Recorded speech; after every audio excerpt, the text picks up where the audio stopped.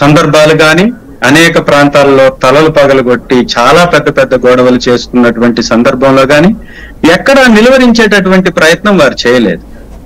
కేవలం ఒక 10 రోజుల కాలంలోనే చాలా పెద్ద ఎత్తున వారి ప్రభుత్వం మీద వ్యతిరేకత, ఇందుక వీరిని మనం గెలిపించుకుంది ఈ విధంగా చేయడానిక, వీరి అభివృద్ధి అంటే ఇలా గొడవలు చేయడానిక, ప్రతిపక్షంలో ఉన్నటువంటి వ్యక్తుల్ని కొట్టడానికో లేకపోతే వారిని భయపెట్టడానికో వారు చేస్తున్నటువంటి దుర్మార్గపు కాండ ఏదైతే ఉందో వారు రేపు ఎలా పరిపాలన సాగించబోతున్నారు దానికి ఒక మచ్చు తునకగా ఈ విషయాన్ని చెప్పొచ్చు.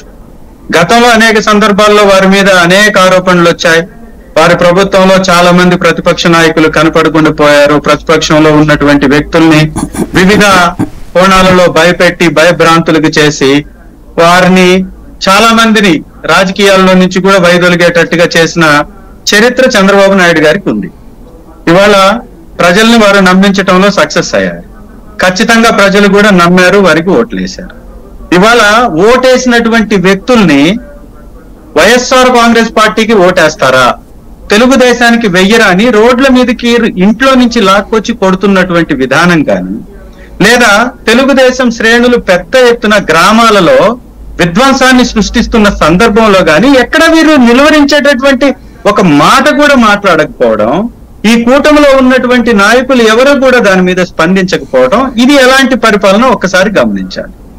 ఇవాళ ఇల్లు అలగంగలోనే పండగ కాదు అని చెప్పిన విధంగా సంతకాలు పెట్టినంత మాత్రాన అన్ని జరిగిపోయినట్టు కాదండి. ఖచ్చితంగా వాటిని అమలుపరచాలి.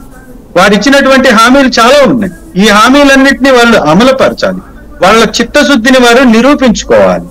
చంద్రబాబు నాయుడు గారంటే ఏదన్నా చెప్తే వారు మేనిఫెస్టోని అమలు పరచురు అనేటటువంటి మాట ప్రజల్లో ఉంది. అది కాదు అని చెప్పుకునేటటువంటి అవకాశం వారికి వచ్చింది. పవన్ కళ్యాణ్ గారు గాని లేదా ఎన్డీఏ కూటమిలో భాగస్థులైనటువంటి వివిధ పార్టీల వారు గాని వారు అనేక హామీలు ఇచ్చారు. ఆ హామీల్ని ఎంతవరకు నెరవేరుస్తారు అనేది ఖచ్చితంగా వేచి చూడాల్సినటువంటి అంశం. కేవలం సంతకాలు పెట్టి చేతులు దులుపుకుంటారా, అమలు పరుస్తారా, అమలు పరిచే విధానంలో ఎలాంటి పారదర్శకతని వారు పాటిస్తారు, ఎంతమందికి ఇస్తారు? ఇవాళ 32 లక్షల పెన్షన్ దారులని కాస్త 64 లక్షలకి వైఎస్ఆర్ కాంగ్రెస్ పార్టీ ప్రభుత్వంలో, మా ప్రభుత్వంలో మేము అధికంగా పెంచి మరీ పెన్షన్స్ ఇచ్చాం. వీరు 4,000 అంటున్నారు. 4,000 ఎంతమందికి ఇస్తారు? 64,000 ఇచ్చిన తర్వాత కూడా చాలా మందికి ఇంకా పెన్షన్దారులు అందలేదు అనేటటువంటి వాళ్ళు కొంతమంది ఉన్నారు. వారిని ఇంకా కూడా చేర్చాల్సినటువంటి సమయంలో ఎంతమందిని చేరుస్తారు? ఎంతమందికి ఈ పథకాన్ని అందిస్తారు?